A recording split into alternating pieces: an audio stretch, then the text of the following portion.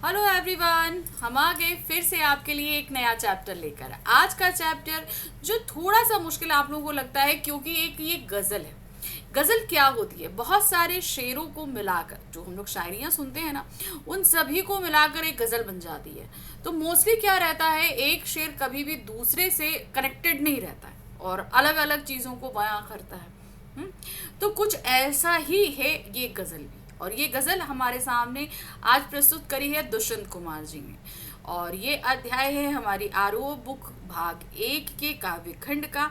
और ये पुस्तक है हमारी क्लास 11th की। तो चलिए देखते हैं आज इस गज़ल में दुष्यंत कुमार जी हमें क्या सुनाने वाले हैं, मतलब क्या उन्होंने अर्ज किया है और हम क्या समझ पाते हैं। यानी कि आज हम सबसे पहले कवि को देखेंगे, कवि परिचय देखेंगे, अर्थात हमारे दुष्यंत कुमार जी के बारे में जानेंगे, समझेंगे, उनकी रचनाओं के बारे में देखेंगे। फिर उसके बाद हम पाठ की रूपरेखा देखेंगे, अर्थात गज़ल में हमें किस चीज़ के बारे में बताया जा रहा है ये समझेंगे। फिर हम देखने वाले हैं संपूर्ण व्याख्या।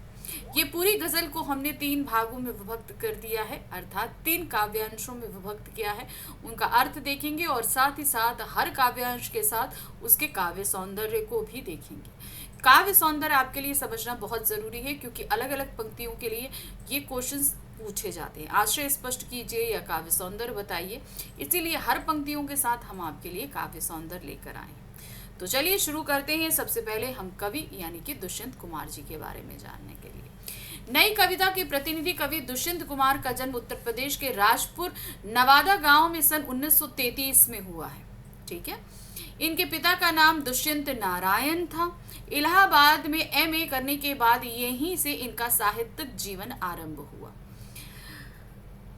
यहाँ से ये परिमल की गोष्ठियों में भाग लेने के लिए नए पत्ते जैसे महत्वपूर्ण पत्र से जुड़े। तो समझ में आया, परिमल जो एक बहुत बड़ी साहित्यिक संगठन था, काफी कवि लोग इनसे जुड़े रहे, तो उन्हीं की जो एक पत्रिका थी उस महत्वपूर्ण पत्र में ये जुड़े रहे। वहां पर ये अपनी रचनाओं को देते थे प्रकाशित करने। जीविकोपार्जन के लिए इन्होंने आकाशवाणी तथा मध्य प्रदेश के राजभाषा विभाग में कार्य किया। ठीक है भाई, जीवन चलाने के लिए कुछ ना कुछ तो अर्न करना पड़ता है, तो इसके लिए उन्होंने क्या किया, आकाशवाणी में भी काम किया और मध्य प्रदेश के राजभाषा विभाग में काम किया। दुष्यंत कुमार की लेखन शैली सहज थी। उन्होंने कभी भी साहित्यिक गुणवत्ता से समझौता नहीं किया। उनकी गजलों में उर्दू तथा तत्सम शब्दों की बहुलता है। अब देखिए, उर्दू भी है और तत्सम शब्द यानी कि संस्कृत भाषा के शब्द भी काफी देखने को मिलते हैं। सूर्य का स्वागत, आवाजों के घेरे, साए में धूप आदि इनकी ये प्रमुख काव्य रचनाएं हैं। एक कंठ विष पाई, प्रमुख गीति नाट्य एवं आंगन में एक वृक्ष, छोटे छोटे सवाल, दोहरी जिंदगी इनके प्रमुख उपन्यास हैं। सन 1975 में ये भोपाल में इनका निधन हो गया। तो ये दुष्यंत कुमार थे जिनके बारे में हमने जाना, जो 1933 में जन्मे और 1975 में जिनका देहावसान हो गया। अब देखते हैं पाठ की रूपरेखा। दुष्यंत कुमार रचित गजल में कवि ने समाज की दुर्व्यवस्था पर प्रकाश डाला है कि भाई हमारा देश जब स्वतंत्र नहीं था, यानी कि अंग्रेजों के अधीन थे हम, तो हमारे ऊपर बहुत अत्याचार होता था। तब हमने एक ऐसे स्वतंत्र भारत की कल्पना करी जिसमें सभी खुश होंगे और सब उसी परिकल्पना के साथ जीने लगे। लेकिन जब हमारा देश आज़ाद हुआ तो वो कहीं परिकल्पनाएं टूटने लगी और उसी टूटती परिकल्पना और उस दुर्दशा के बारे में ही इस पूरी गजल में दुष्यंत कुमार जी ने बताया है। कवि ने देश व समाज में दुर्व्यवस्था को देखकर चिंतित हैं क्योंकि जिन लोगों पर जन कल्याण का दायित्व है वही लोग भ्रष्टाचार में लिप्त हैं। यानी कि शासन सत्ता जिनके हाथ में आई वो भ्रष्टाचारी हो गए, लालची हो गए। राजनीतिक व्यवस्था के कुशासन के कारण जन सामान्य को कष्ट पहुंचता है। कवि ने उन लोगों पर भी कटाक्ष किया है जो संघर्ष करने से पहले ही अपनी हार स्वीकार कर लेते हैं। यानी कि लोगों को परेशानी है व्यवस्था से, लेकिन वो मतलब उस समस्या के खिलाफ अपनी आवाज नहीं उठाना चाहते। तो ऐसे लोगों के खिलाफ भी यहाँ पर कवि ने लिखा है। इसीलिए कवि को लगता है कि जनता में जागृति लाने हेतु इस तरह की रचनाएं लिखना आवश्यक है कि वो समझाएं कि आप अगर संघर्ष करेंगे तो बहुत सी चीजें मुमकिन हैं।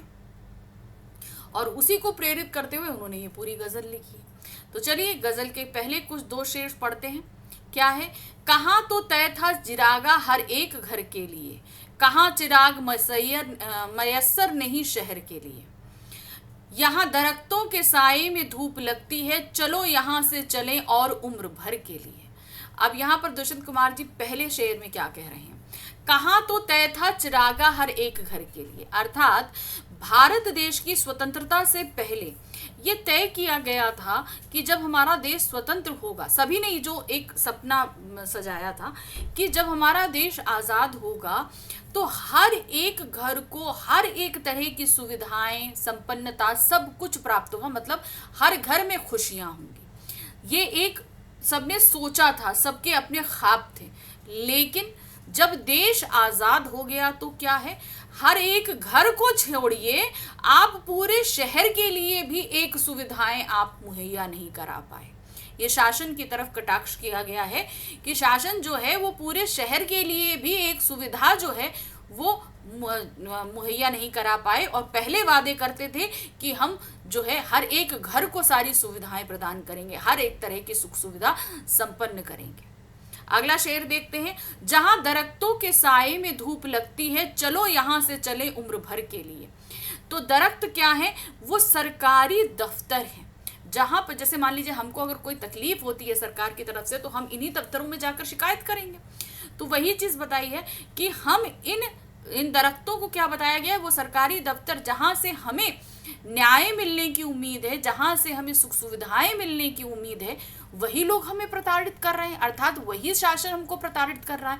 यानी कि साए में भी धूप लग रही है कि जहां से हमको सारी सुख सुविधाएं मिलनी थी, जहां हमको सुरक्षा मिलनी थी, वो ही लोग हमको बहुत ही ज्यादा तकलीफ दे रहे हैं। अब तो मन करता है यहाँ से चले हमेशा उम्र भर के लिए, क्योंकि जो सपने देखे थे, जो ख्वाब बोए थे, वो हमको यहाँ देखने को नहीं मिलते। देखिए क्या है संदर्भ, देखिए पूरी गजल में एक ही रहेगा, खाली इनके जो है प्रसंग बदलेंगे। जैसे यहाँ दिया है, प्रस्तुत काव्य पंक्तियां पाठ्य पुस्तक आरोह भाग 1 में संकलित गजल से ली गई हैं। यह गजल दुष्यंत कुमार के गजल संग्रह साए में धूप से संकलित है। तो अब ये मैंने आपको बता दिया कि इनकी एक संग्रह है साए में धूप, जिनकी बहुत सारी गजलें संकलित की गई हैं, उसी में से ये लिया गया है। अब प्रसंग क्या है, कवि ने देश व समाज की दुर्व्यवस्था को देखकर निराशा है। प्रस्तुत पंक्तियों के माध्यम से वह निराशा भाव एवं दुख को प्रकट करते हुए अपने विचार प्रस्तुत करें। मतलब कि उन्होंने जो चीजें अभी देखी हैं उससे वो बहुत ज्यादा दुखित है, और उसी दुख को यहाँ पर इन पंक्तियों में व्यक्त किया है। प्रस्तुत का पंक्तियों में कहा है कि स्वतंत्र भारत के लिए सभी ने एक सपना देखा था कि अब यहाँ के प्रत्येक घर में रोशनी होगी, दीपकों की माला जलेगी, अर्थात ढेर सारी खुशियां मिलेंगी। जब हमारा देश स्वतंत्र हो जाएगा तो सभी को बहुत सारी खुशियां मिलेंगी, किंतु वास्तविक स्थिति इसके विपरीत है। प्रत्येक घर की बात तो दूर, यहाँ तो पूरे शहर के लिए एक दीपक या किसी भी प्रकार का प्रकाश उपलब्ध नहीं है। सभी जगह अंधेरा ही अंधेरा व्याप्त है, सब जगह सबको अंधेरा ही मिलता है, यानी कि सबको सुख सुविधाएं प्राप्त नहीं है। अर्थात सामाजिक व्यवस्था अत्यंत निराशाजनक स्थिति है। यहाँ लोगों को खुशी प्राप्त करने के लिए कोई अवसर नहीं है। ऐसी व्यवस्था वाले समाज में कहीं भी सुख चैन नहीं है। तो इसीलिए उन्होंने बोला कि यहाँ से चलने के लिए बोला उन्होंने। यहाँ के वृक्षों के नीचे भी छांव नहीं मिलती, बल्कि वहां भी धूप लगती है। अर्थात जिस व्यवस्था में, जिनके आश्रय में लोगों को सुख शांति मिलनी चाहिए, मतलब वो शासन व्यवस्था, वो कार्यालय जहां से लोगों को सुख सुविधाएं प्राप्त होनी थी, वहां भी इसकी प्राप्ति नहीं होती। अर्थात वो लोग भी अब भ्रष्टाचार में लिप्त होकर सिर्फ अपने लिए ही सारी चीजों का प्रबंध कर रहे हैं, जन सामान्य की तरफ ध्यान नहीं देते। चारों तरफ अव्यवस्था और भ्रष्टाचार का वातावरण व्याप्त है। ऐसी स्थिति में यह मन करता है कि इस देश को छोड़कर उम्र भर अर्थात हमेशा के लिए कहीं दूर चले जाना चाहिए, क्योंकि ये व्यवस्था जो हमने सोची थी वो हमारे सपने टूटने जैसी है। तो अब हम यहाँ नहीं रहना चाहते, यहाँ से दूर जाना चाहते हैं। अब इन पंक्ति का काव्य सौंदर्य देखिए क्या है। कवि ने स्वतंत्र भारत के कटु यथार्थ पर प्रामाणिक वर्णन किया है, यानी कि जो एक बहुत ही कड़वा सत्य है उसको हमारे सामने निकाल के रखा है। यह स्वतंत्रता पश्चात की निराशा एवं आम आदमी के दुख को व्यक्त करने में सफल रहा है। चिराग और दरख्त क्रमशः आशा और सुव्यवस्था के प्रतीक हैं। मयस्सर, चिरागा, दरख्त, साए, उम्र जैसे उर्दू शब्दों के प्रयोग से गजल अपने स्वाभाविक स्वरूप को प्राप्त करती है। हम सभी को पता है कि गजल जो है वो उर्दू फारसी भाषाओं में ज़्यादा लिखी जाती है। तो जहाँ तसम शब्द लिए गए वहाँ इस तरह के उर्दू फारसी शब्दों को लेकर गजल का अपना जो एक सही स्वरूप है, जो एक रूप होता है, वो उसको प्रदान किया गया है। कवि की अभिव्यक्ति का ढंग तीखा और धारदार है। उन्होंने जो शासन व्यवस्था है उस पर सीधा कटाक्ष प्रहार किया है। इन पंक्तियों में पलायन की अपेक्षा निराशा का भाव अधिक है। यानी कि इन जगहों से चले जाने के लिए उन्होंने कहा तो है, लेकिन इन व्यवस्थाओं को देखकर वो निराश ज्यादा है। साए में धूप लगती में विरोधाभास अलंकार मौजूद है। भाई साए में तो धूप लगती नहीं है, साया मतलब छांव, छांव में कैसे धूप लगती है? तो एक तरीके से विरोध के भाव को व्यक्त किया गया है। भाषा सरल, सहज और प्रवाहमान है। अगली पंक्तियां हैं, यहाँ पर भी दो शेर हैं। क्या है? ना हो कमीज तो पावों से पेट ढक लेंगे, ये लोग कितने मुनासिब हैं इस सफर के लिए। खुदा नहीं ना सही, आदमी का ख्वाब सही, कोई हंसी नजारा तो है नजर के लिए। तो अब यहाँ पर पहले शेर में क्या कह रहे हैं? पहला शेर कह रहा है ना हो कमीज तो पावों से पेट ढक लेंगे। तो यहाँ पे कहते हैं ना लोग, अब इसको पहले जो शाब्दिक अर्थ है वो समझिए। जब कमीज नहीं होती है तो पेट ढकने के लिए लोग अपने पैरों को फोल्ड कर लेते हैं। तो वही चीज़ उन्होंने बोला कि अपने पेट को ढकने के लिए वो पैरों को फोल्ड करके अपने पैरों को ढक लेंगे अगर उनके पास कमीज नहीं है। अब इसके पीछे उन्होंने कटाक्ष क्या किया है कि भाई जो इस देश की जनता है, वो जनता क्या है कि अगर उसके पास सारी चीज़ें उसको मौजूद नहीं है, उसका शोषण किया जा रहा है, तो वो शोषण के खिलाफ आवाज़ नहीं उठाती है, बल्कि वो उसी के साथ एडजस्ट होने की कोशिश करती है। तो उन्होंने एक तरीके से जो लोग अपने शोषण को ही अपना भाग्य मान लेते हैं, उन पर ये कटाक्ष करते हुए कहते हैं कि लोग अपनी इस व्यवस्था के खिलाफ संघर्ष नहीं कर रहे हैं, आवाज नहीं उठा रहे हैं, जो भी परिस्थितियां हैं वो उसी में एडजस्ट करते हुए चले जा रहे हैं। ये लोग कितने मुनासिब हैं इस सफर के लिए। तो अब ये पंक्ति में क्या कहते हैं? जहां शासक ही जनता की तरफ ध्यान नहीं दे रहा है, वहां पर अगर जनता ही ऐसी है तो शासक को तो कितना अच्छा है, शासक को तो मजे ही मजे हैं कि भाई जनता हमारे खिलाफ आवाज ही नहीं उठाती। तो ऐसी शासन व्यवस्था को ऐसी ही जनता चाहिए होती है जो अपने शोषण पर भी आवाज नहीं उठाना चाहती है। नेक्स्ट आते हैं, खुदा नहीं ना सही, आदमी का ख्वाब सही। अब वो क्या कह रहे हैं कि इंसान ने, यानी कि यहाँ की जनता ने जो है वो अपने ख्वाबों को ही अपना एक खुदा माना हुआ है। ठीक है कि ये जो मतलब ईश्वर जो है, ईश्वर को पूजते हैं कि हमारे ख्वाब पूरे हो जाएंगे, और उन ख्वाबों के काल्पनिक दुनिया में रहकर ही वो खुश हैं। कोई हंसी नज़ारा तो है नज़र के लिए, कम से कम अगर उनको वास्तविक ज़िंदगी में वो सारी सुविधाएं मौजूद नहीं है, उनका शोषण हो रहा है, तो कम से कम उन्होंने अपनी एक जो काल्पनिक दुनिया बना रखी है वो उसी काल्पनिक दुनिया में खुश हैं, और उसी काल्पनिक दुनिया में वो ये मानते हैं कि खुदा एक ना एक दिन उन्हें ये जो काल्पनिक दुनिया है वो सच कर देगी, और वो इसी दुनिया के नज़ारों में ही खुश हैं। वो अपने लिए संघर्ष करना ही नहीं चाहते हैं। अब इसके लिए प्रसंग देखिए क्या है। प्रस्तुत पंक्तियों में राजनीति एवं समाज में मौजूद व्यवस्थाओं को समाप्त करने और विकल्प की तलाश को मान्यता देने का भाव निहित है, यानी कि ऑप्शंस देने के भाव को उन्होंने कहा है। प्रस्तुत पंक्तियों में कवि ने यह कहा है कि भारत के लोग कभी अपने अभावों का रोना नहीं रोते, यानी कि हमको ये नहीं मिला, हमको वो नहीं मिला, ये नहीं, उनको जो मिल रहा है वो उसी में खुश रहते हैं। यदि उन्हें पहनने के लिए कमीज ना मिले तो वो अपने अधिकारों के लिए संघर्ष नहीं करते, बल्कि अपने पावों को सिकोड़कर अपना पेट ढकने की कोशिश करते हैं, यानी कि उन्हें जो मिला है वो उसी को अपने लिए पूरी तरीके से यूज करते हैं और उसके और ज्यादा पाने की उम्मीद नहीं करते। उनमें विरोध एवं संघर्ष करने की भावना मर चुकी है। देश के शासकों के लिए ऐसे उदासीन और संदोषी जीव बहुत ही अनुकूल हैं। इन्हीं के कारण कुशासन की सत्ता बड़े आराम से चलती है, यानी कि ये शासन व्यवस्था जो सुचारू रूप से नहीं चल रही है, ऐसे शासन के लिए ऐसे ही लोग अच्छे हैं।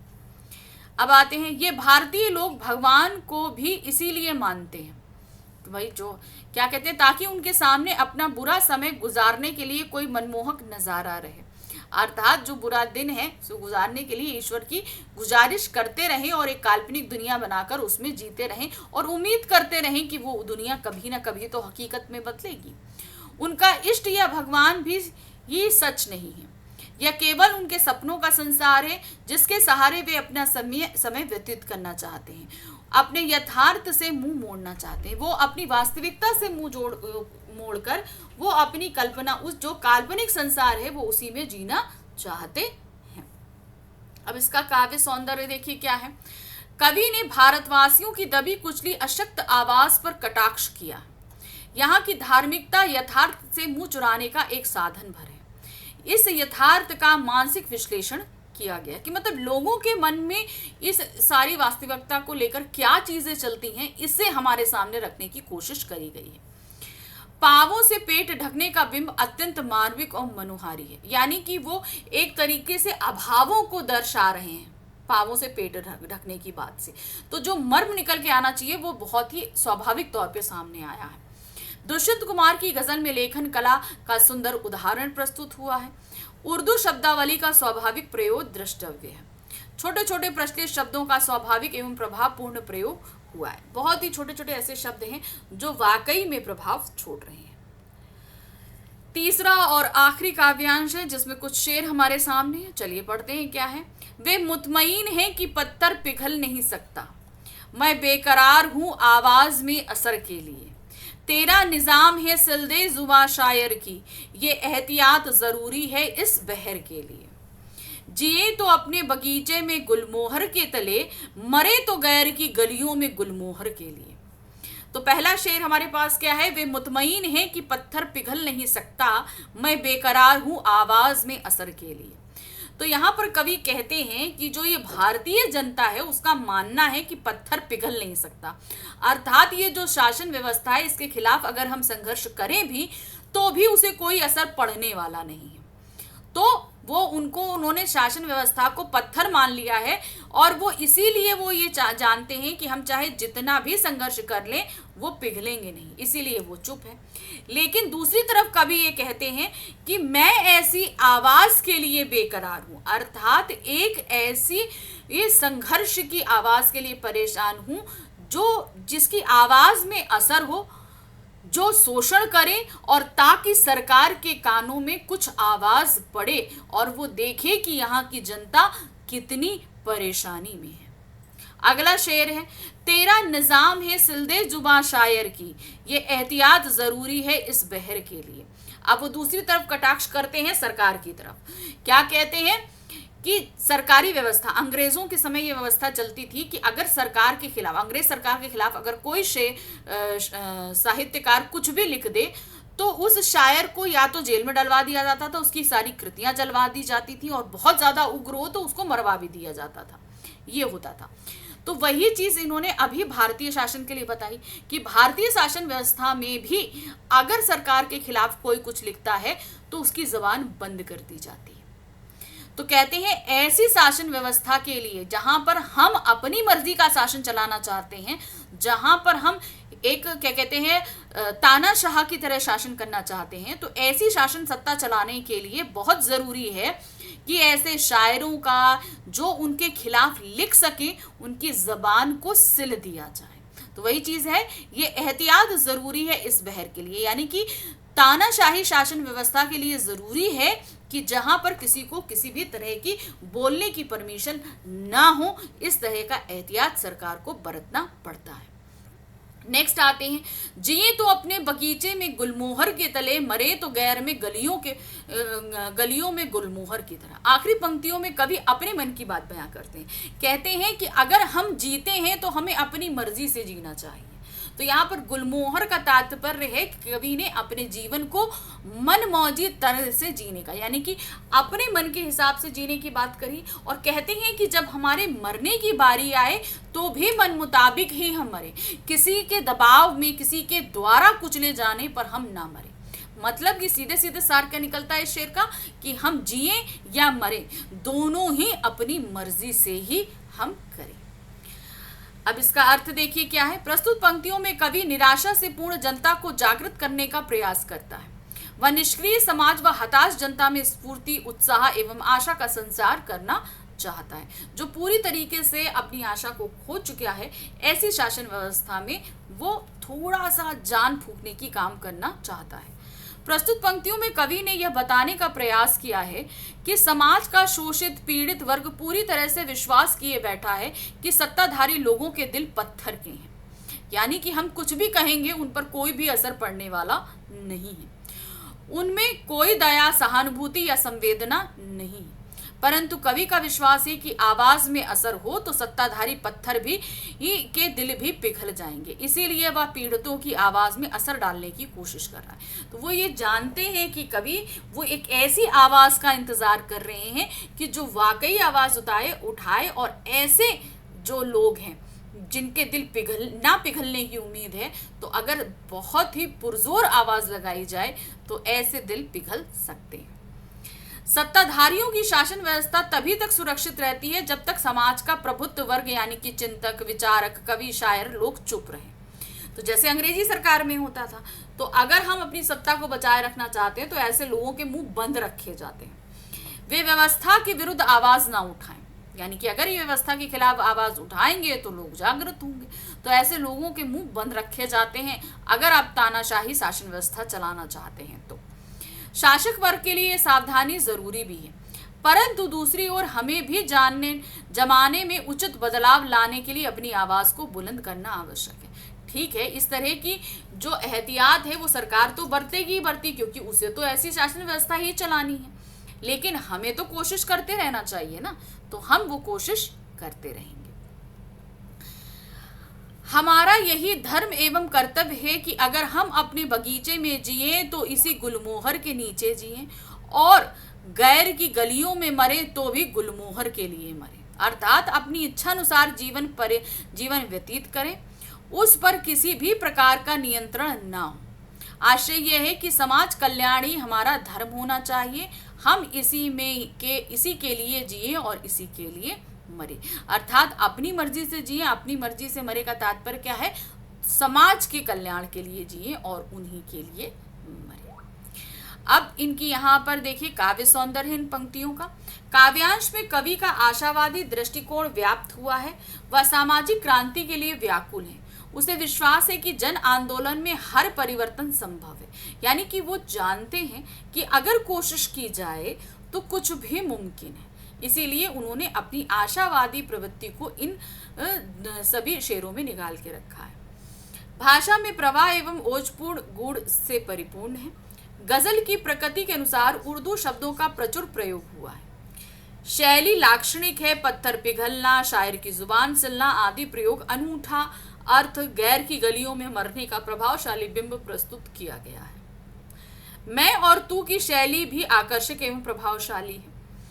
गुलमोहर प्रतीक का प्रभावी प्रयोग हुआ है, तो गुलमोहर अपने हिसाब से जीवन जीने के रूप में प्रतीत किया गया है।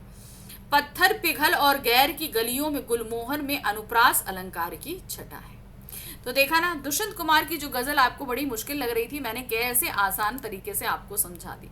आई थिंक आपको बहुत अच्छे से समझ में आई होगी, क्योंकि ज्यादा कुछ मुश्किल नहीं है। थोड़े से उर्दू शब्द हैं, तत्सम शब्दावली है, इस वजह से वो पढ़ने में मुश्किल लग रही है, लेकिन उसका अर्थ कहीं पर भी मुश्किल नहीं है। ठीक है, तो फटाफट आपको करना है चैनल को लाइक, सब्सक्राइब, शेयर, और हम मिलेंगे अपने नेक्स्ट चैप्टर में, जिसमें हम पढ़ेंगे अक्क महादेवी के बारे में। Thank you for watching, bye bye.